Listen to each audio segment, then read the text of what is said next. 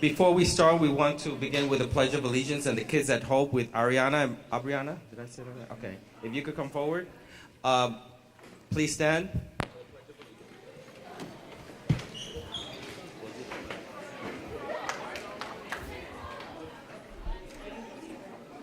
I pledge of allegiance to the flag of the United States of America and to the republic for which it stands, one nation, under God, indivisible, with liberty and justice for all.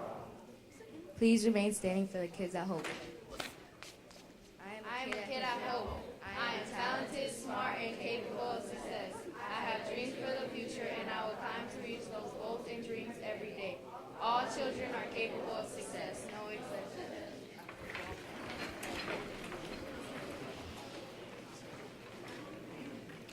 Nice job. Thank you, ladies. Eighth grade, as you know, this is our Speakers Bureau where we have a guest speaker brought here by Dr. Mills, DeMills, I should say, Reverend Mills and Dr. Mills, our board member, to really tell you a story about their life. We all have a story, as I said before, and sometimes really we take it for granted when we see someone in a suit or nicely dressed and we don't realize the things that they have gone through. And you might relate to some of the things that are shared here or have been shared here. So without further ado, I want to bring Dr. Mills to the front.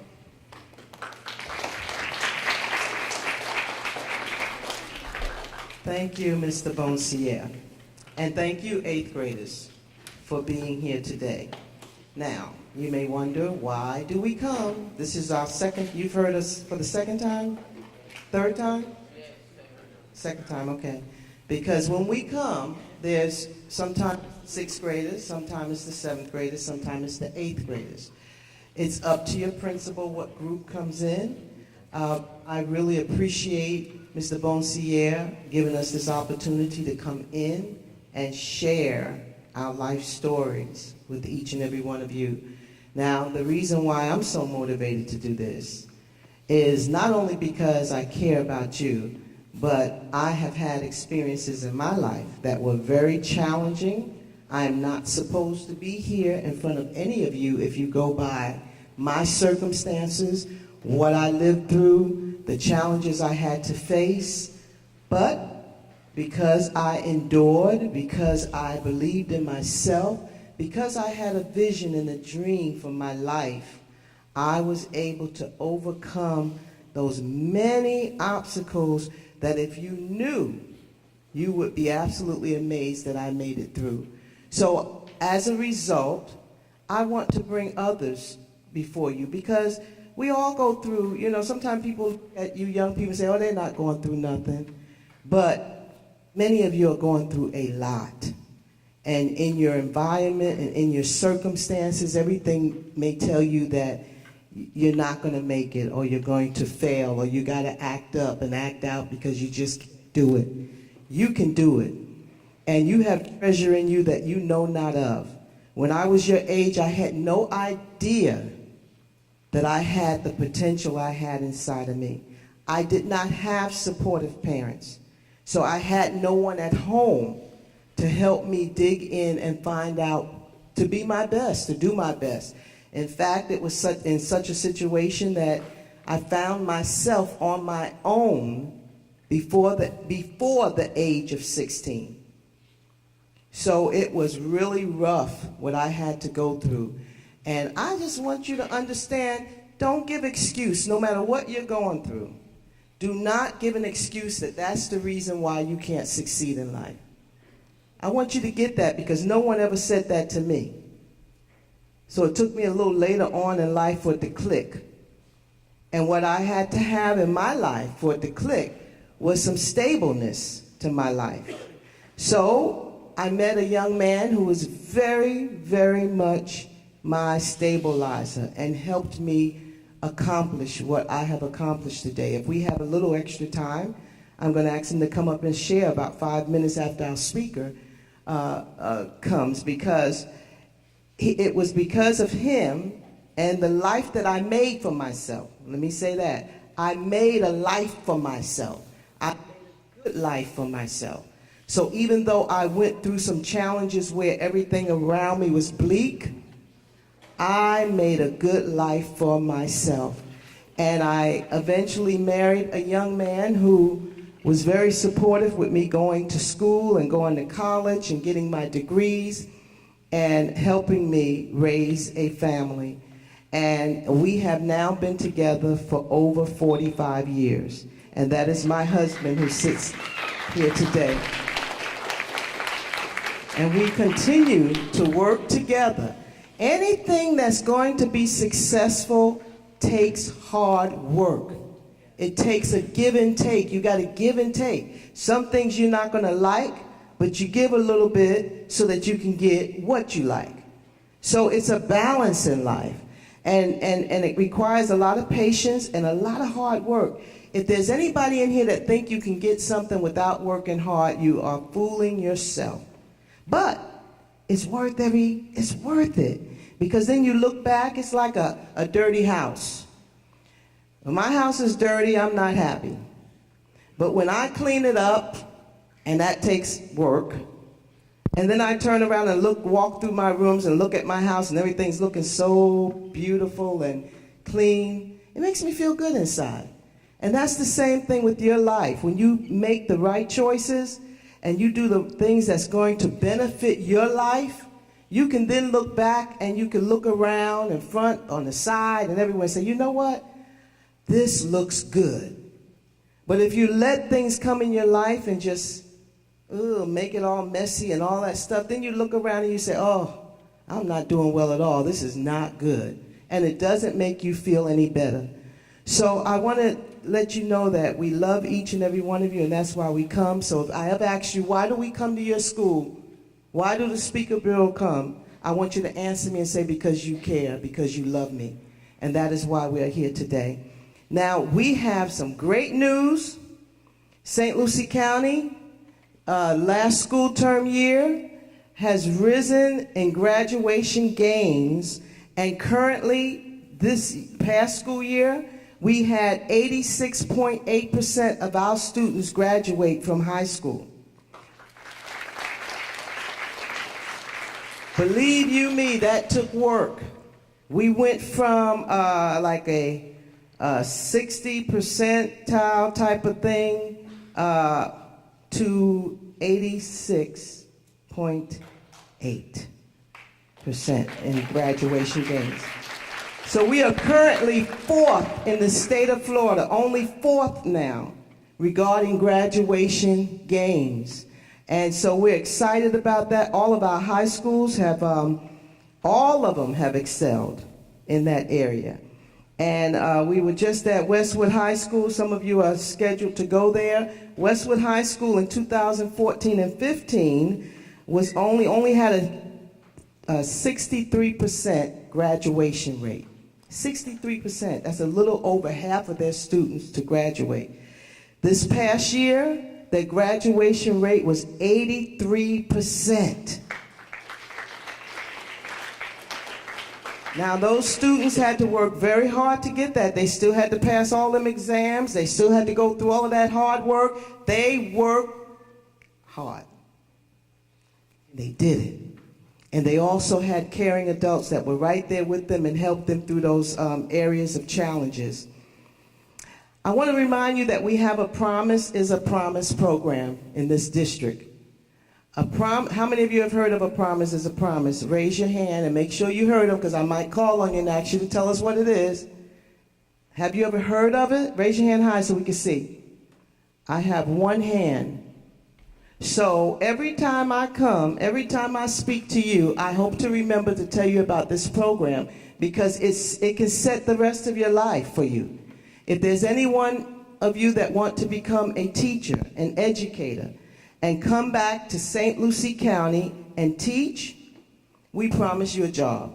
As soon as you graduate from college in that career, you come back here, we give you a certificate when you graduate from high school.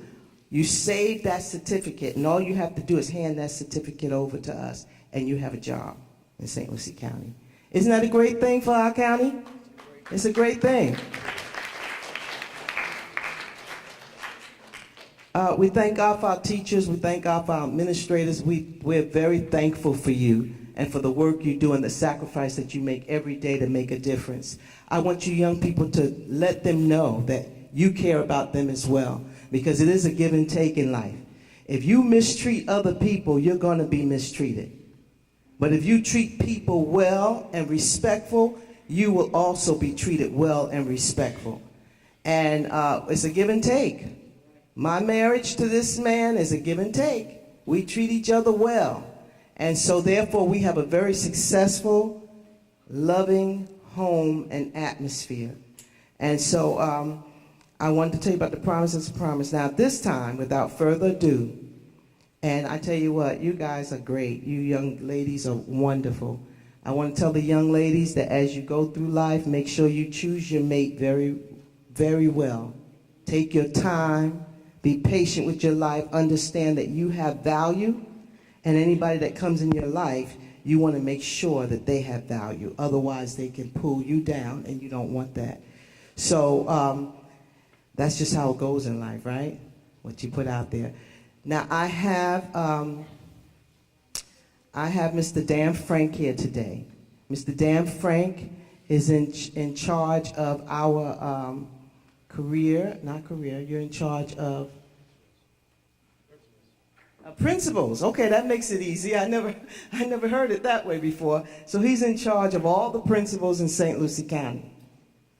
So this man has come a long way. I'm sure he's had challenges, because any adult you see have had it around you have had their challenges in life. Don't ever let that fool you, the suit, the fine dress. Don't ever let that fool you. Don't ever look at them and say, oh, they must have had it better than me. You know, they must have had a really good life, or, you know, they must have not been poor, they must this, whatever.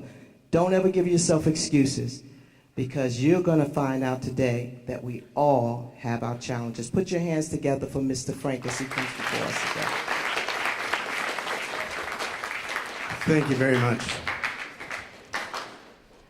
Dr. Mills, once again, thank you for the opportunity to be working here in St. Lucie County.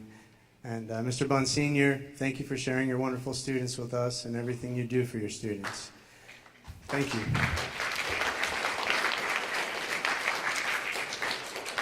So my name is Dan Frank, and I'm one of the executive directors of schools. And I have the privilege and honor of working with principals to make sure that we meet the needs of all of our students. And I've been new to the county this year, and it's been a wonderful experience. Dr. Mills has given me the opportunity to talk to you, so I want to tell you a little bit about my past and also kind of how I got here. And where I came from recently was as a high school principal, and I want to give you some advice moving forward. And I'm not real good at the podium, so a lot of times you're going to see me walking around. Is that okay? Okay. I'll just stay up here in the front? Very good. So I grew up in a small town in western Pennsylvania, just outside of Pittsburgh. Really small, so small we only had about 2 red lights in the whole town. I was fortunate where I grew up with my mom and my dad, and my sister lived with us as well. Parents were very, very loving. My mom was a secretary and a clerk at a department store. And my dad served in the United States Marine Corps in Vietnam. And when he came home, thank you. And when he came home, he had a lot of different jobs. He was everything from a contractor to a handyman to even a bus driver. And my dad was a really, really hard worker. And I never really realized it until I got older, like how hard he had to work and all the things he had to do. And sometimes when we look back, like he was one of those guys that we had enough to kind of get by. And whenever we didn't, he was a guy that did a lot of extra work. He was somebody that had 2 or 3 jobs. I know sometimes even 4 or 5. And I know a lot of you know a lot of people like that. That when something goes bad and somebody gets sick and we need more money, you know, we didn't have anywhere to go, but he would find another job. Most of the time I spent with my dad growing up was in the evenings when he was working on other people's houses, where he was doing remodeling stuff and working to get just to make ends meet. And it was really tough in elementary school, because sometimes when you don't have a lot of things, you can fake it and you can fool a lot of people. And a lot of you probably know what I was talking about. I was able to pull it off till about 5th grade. You know, when you start the year, you know, some people have this big wardrobe, a closet, or clothes in their closet, and all these options. But some of us, you know, we may have only had those 2 pair of pants and a couple of shirts to wear. And we had to be real tricky, and we thought we fooled everybody because we wore them in different combinations, and I stretched it out over the week. Sometimes I'd wear these jeans a couple days, and then I'd flip-flop it and reverse it and try to be really sneaky. And by the time I got in 5th grade, I got caught on it. I remember, and I remember to this day. I'm 40-some years old, and I remember how that felt. What happened is I was at our field day, ripped my pants. I only got 2 pants for the year. That's all we're getting. And my parents ended up putting a patch on it. And they knew right away. Now, they couldn't tell that was different pants because it had a big marker. So every time I wore them, everybody knew I had that pair of pants on. And I try to be really tricky, only wear it once a week, stretching it out. And what ended up happening a few days later, we got these rewards for reading a lot of books in class. And I got a pen, and I put it in my pocket and accidentally sat on it. So now all of a sudden, I had my one pair of pants, you could see the patch, and the other one had a big ink spot on it. Everybody knew right away that boy only has 2 pants. Hey, it's sad and people laugh. But when you're that person, that was one of those things that stick with you, and you really realize all of a sudden, all these people have all these options that I don't have. And that was in elementary school. I knew I was going into middle school, things were going to be a lot harder. And my parents suddenly didn't come across a windfall of money, so they had to make things a lot different. My dad always gave me the opportunity to earn money. So when I was 11 years old, he set it up. There was a little local business around the corner, and I'm sure it was illegal, but I was there after school working. I would do anything from cutting grass to sweeping parking lots to raking leaves, whatever I needed to do, and I got $5 for the day.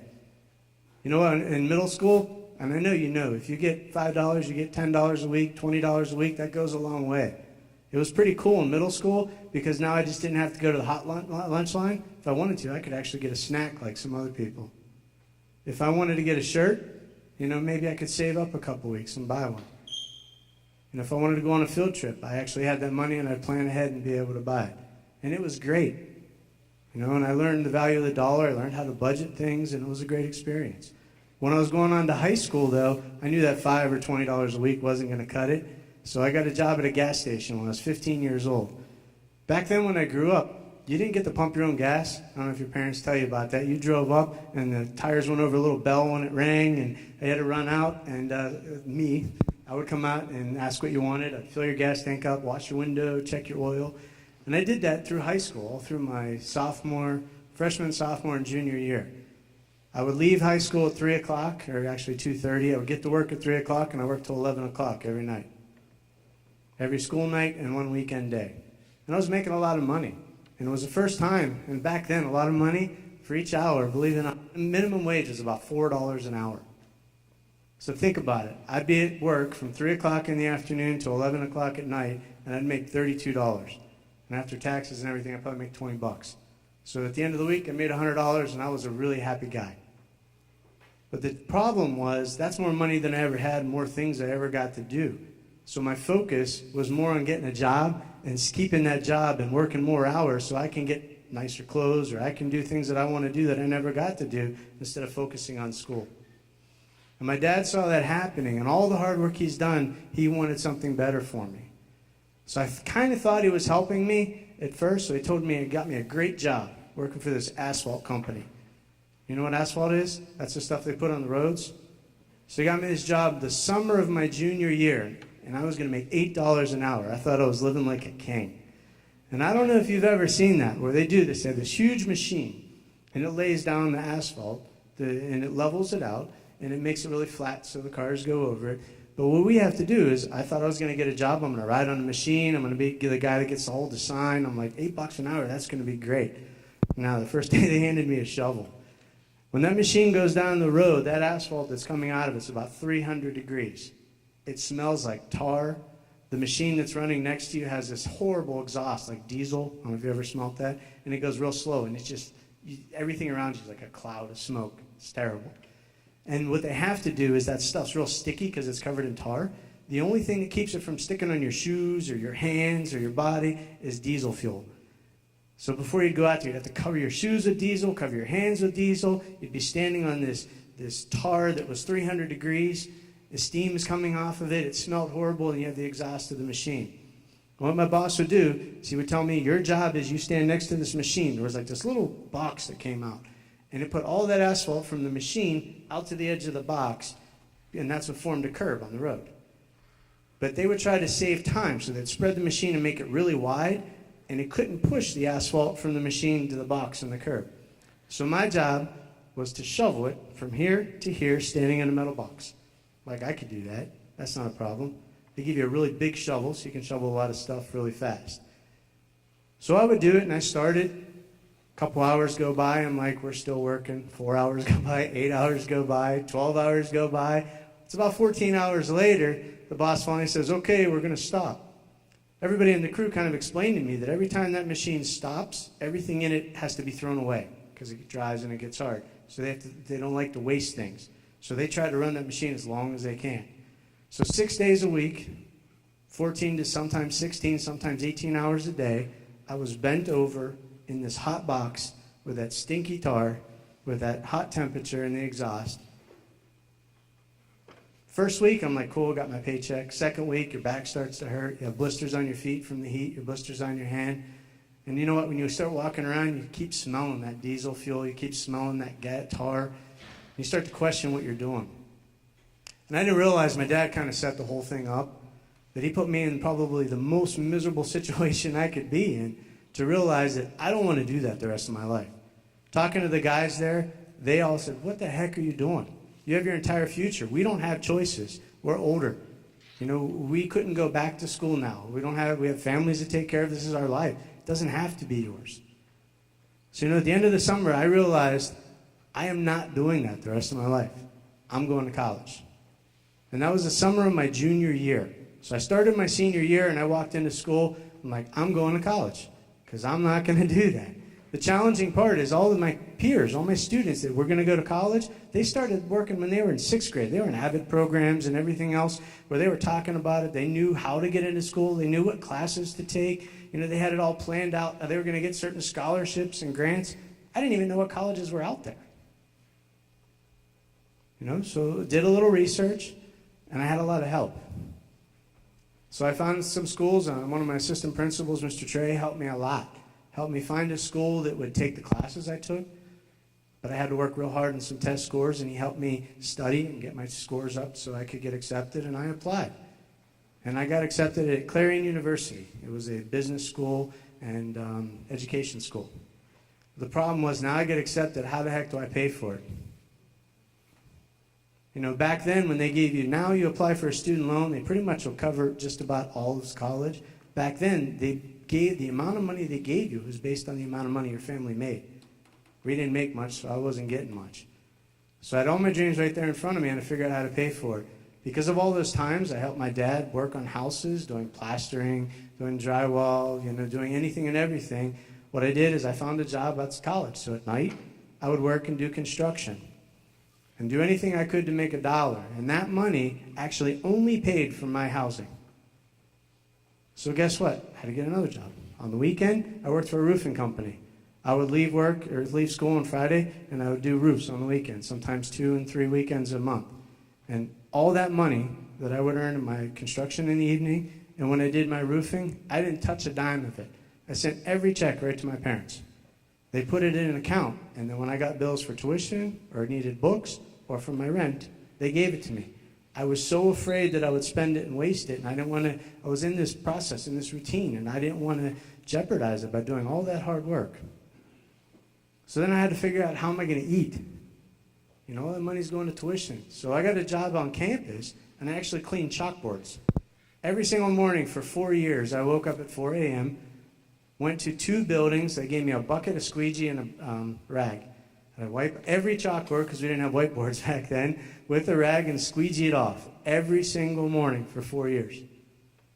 You know, when you're working hard and you're putting that much effort into it, trust me, you try really hard in school. You study hard. So I did well. You know, I was getting A's and B's and everything. You know, I started off, I was figuring, since I want to learn about money and I want to make money, I'm going to study money. I studied economics and finance. And I did that for 1 year. But that campus was so small, they had limited electives. So I took 1 course in education. I'm just going to take it as something, instead of an art class, I'll take an education class. And I had a day where I got to go out on a campus and help some students and teach science. And that moment, when I was working with those students and I was teaching them about the solar system, I saw this light go off, and it was an amazing feeling to know you made a difference. And that day, I went back and talked to my dean and changed my major to education. And I became a high school science teacher. When I did that, I came down here. I started working in Palm Beach Gardens. I worked at Dwyer High School as a science teacher. I loved working with students, and I really liked working with the students that were like me. You know, that didn't think they had a future, that maybe misbehaved to get some attention or draw attention away from things that they didn't want people to see. So my class kind of grew, and I kept working with more and more students that were more challenges. When you get in trouble in another class, I'd say, send them to my class, I'll take them. So I was looking, my colleagues had classes with 20 kids, and I had classes with 45, 50 students. So I'm like, wow, if I can make this much of a difference with these students, how could I make a difference with all the students in the school? So I became a dean.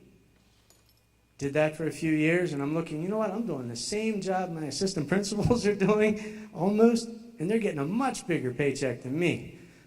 So I went back to school, and I got my master's degree. It was supposed to take like 2.5 years, and I did it in a little over 11 months because I didn't have the money to stretch it out, so I took double classes. And then I graduated, became an assistant principal, and I worked at the district office, and then I became a middle school principal, and lastly I was a high school principal. And it was a lot of fun. And now I'm here in St. Lucie County working with principals again. And the reason that I'm telling you all that is you have opportunities that I never had. You have opportunities that our generation never had. You know, you have so many things going on, and you can never use things as an excuse.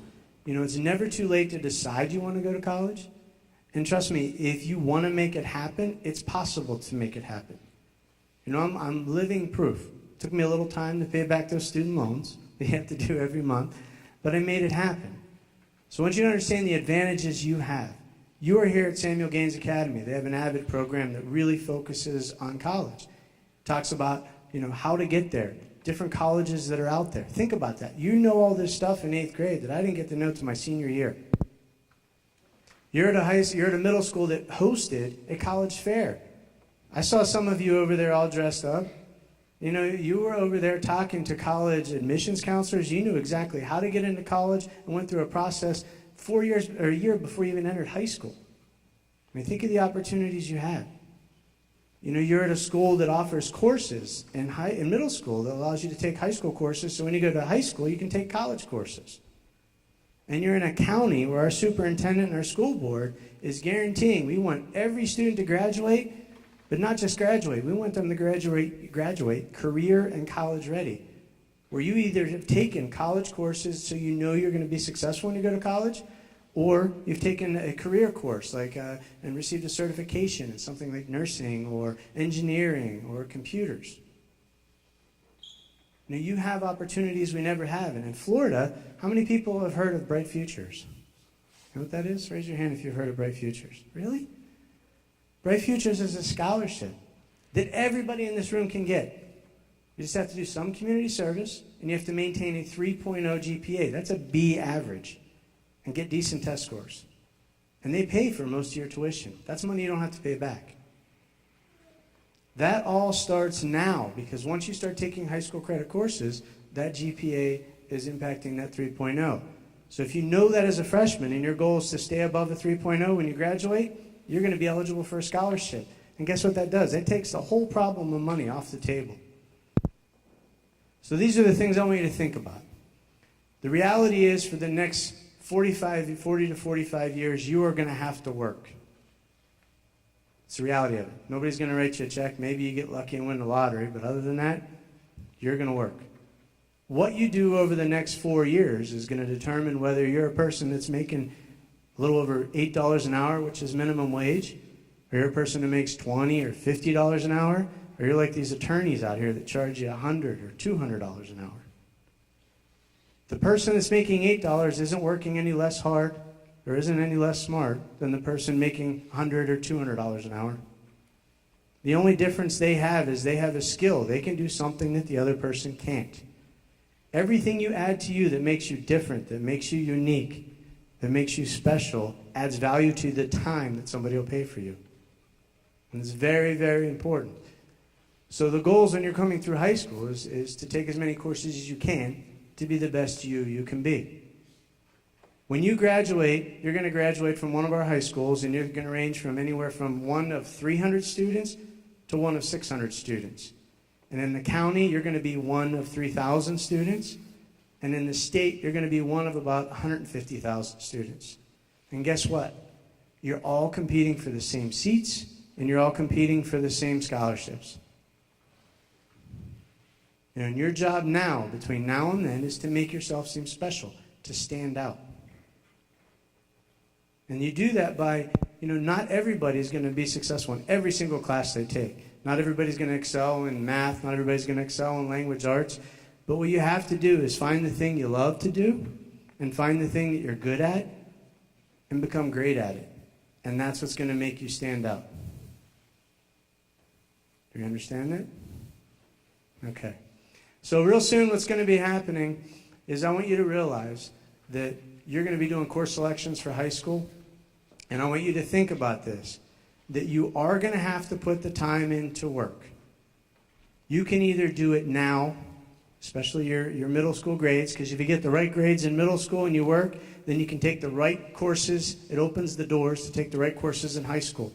And if you take the right courses in high school, it opens the door to get into college, and it opens the door to get scholarships, which opens the door to those jobs where you make that big money and you get to do something you love.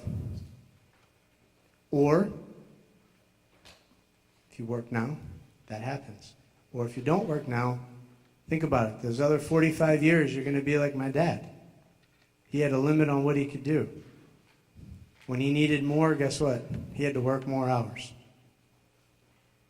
So the time is either you work now and put the time in, and you can be the best you can be, and you have no limit, or you have a lot of fun now, and you're going to make up for it the rest of your life. No, I like to remind everybody, education is the great equalizer. When you open that door in high school and you walk through it, you have the same opportunities as everybody in that room. And it's just up to you to seize them.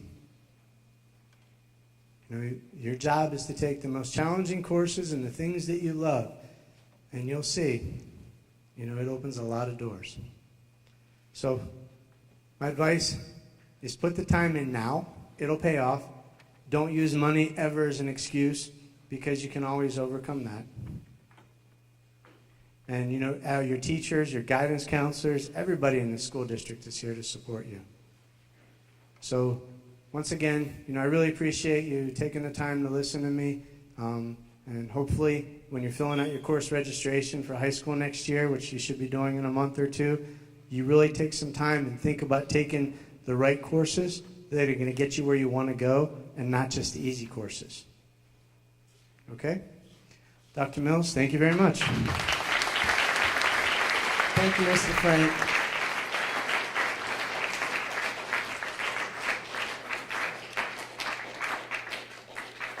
Okay, just to wrap this up, you were excellent audience, excellent students. You're the best students in the world, okay? Mr. Frank talked about working hard, starting now. I have an example that I can give you today. My very own son, who just turned 17, has graduated with his AA degree at IRSC this year, even before graduating from high school. I share that with you to say we have all type of programs. We have over 60 career and technology programs that we offer you as students. We have what's called the dual enrollment program, and that is how my son did what he did. But you have to work hard. You can't have your parent, trying to push you and say, you need to get up and you need to get to school and you need to be on time. You need to take control of your own destiny and your own life, and that's what Mr. Frank was saying. So your 8th graders, you're going into high school. Our dual enrollment starts at that time in high school.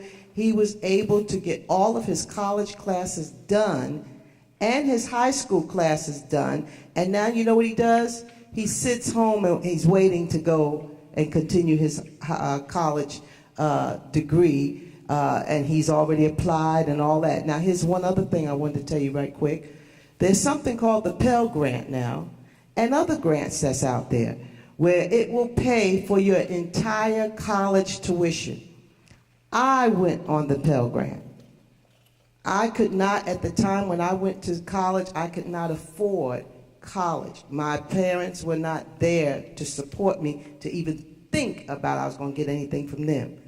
I went through a program called the Pell Grant. It took care of all of my college tuition and gave me a little side money in my pocket at the same time.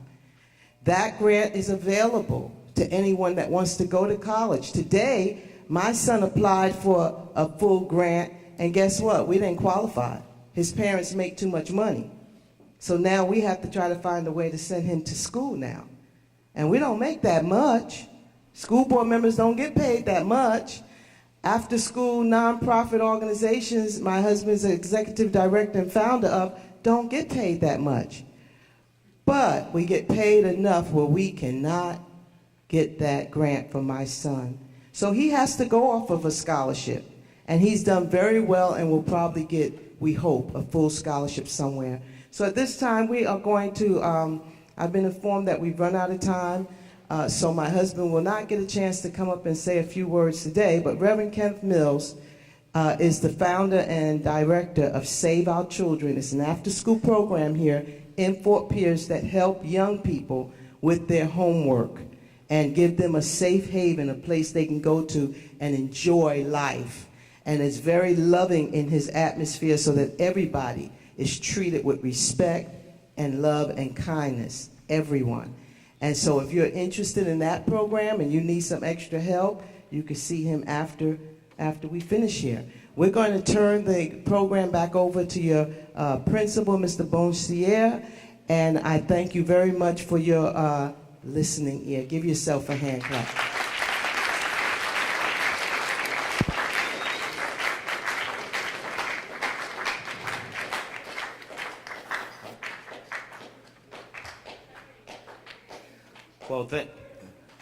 Well, thank you. You guys were a great audience, just like you did last time as well. I'm really proud of you. But before we end, I would like to present this to Mr. Frank for his dedication. We're one of the schools that Mr. Frank looks over. So he comes in and gives us feedback to let us know how we could get better. Students, administrators, none of us are perfect. And we have discussions about moving forward, and it's really about you, how we can move you forward, so you could get the opportunities that Dr. Mills talked about. So, Mr. Frank, on behalf of Samuel Gaines Academy students, thank you for your presentation in our Speakers Bureau.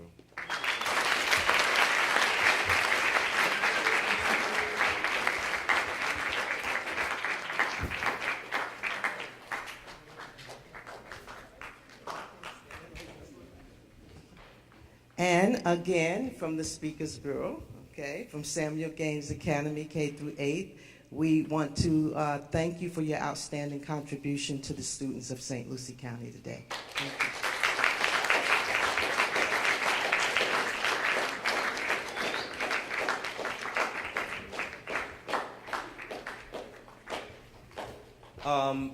I just want to add something that's really important, what Dr. Mills was saying. We had the college fair on Tuesday, and I have to tell you that we saw some of our, you remember I was here 3 years ago for 4 years. We saw some of our students from Samuel Gaines walking in that are seniors, and when they walked out with full scholarships. And those that didn't, they got scholarships of $5,000 a year or $14,000 a year from some universities. So they get what we call full ride to go to college. So that could be you. And that made me really proud to see that and witness it. So we're going to have more college fairs next year. So by the time you graduate, we're going to have more colleges on board to come and offer those to you. So what you do now will impact your 12th grade, 11th grade GPA and your success. So can you do it? Yes, you can. And we know you can. Thank you. And we're going to, if we could have a group of students, why don't we have this row up front come up so we can take a picture? You want to do that? No? All right, raise your hand if you want to come up front. Come on, there you go.